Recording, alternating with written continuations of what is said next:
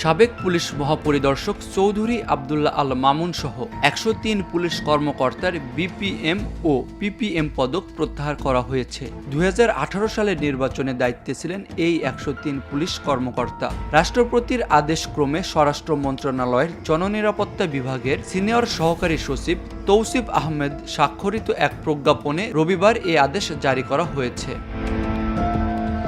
প্রজ্ঞাপনে বলা হয়, ২০১৮ সালের ৩০ ডিসেম্বর অনুষ্ঠিত বিতর্কিত দশম জাতীয় সংসদ নির্বাচনে প্রত্যক্ষভাবে জড়িত ১০৩ জন পুলিশ কর্মকর্তার অনুকূলে প্রদানকৃত বাংলাদেশ পুলিশ পদক ২০১৮ এর বিপিএম, বিপিএম সেবা, পিপিএম সেবা নির্দেশক্রমে প্রত্যাহার করা হলো। এদিকে ঢাকা মহানগর গোয়েন্দা পুলিশের সাবেক যুগ্ম পুলিশ কমিশনার বিপ্লব কুমার সরকার ও ডিএমপির ট্রাফিকের যুগ্ম পুলিশ কমিশনার SM মেহেদী হাসানকে সরকারি চাকুরি থেকে সাময়িক বরখাস্ত করা হয়েছে। রবিবার স্বরাষ্ট্র মন্ত্রণালয়ের জননিরাপত্তা বিভাগের পুলিশ এক শাখা থেকে জারি করা পৃথক প্রজ্ঞাপনে এ আদেশ জারি করা হয়। প্রজ্ঞাপনে সই করেন সিনিয়র সচিব নাসিমুল গনি।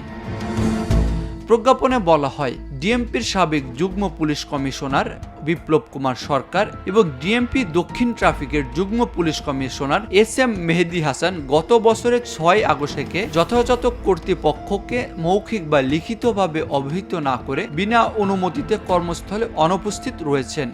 সেহেতু বিপ্লব কুমার সরকার এবং SM মেহেদী হাসানকে সরকারি কর্মচারী বিধিমালা ২০১৮ এর ২ বিধি অনুযায়ী ২০২৪ সালের ৬ আগস্ট থেকে সরকারি চাকুরি হতে সাময়িক বরখাস্ত করা হলো।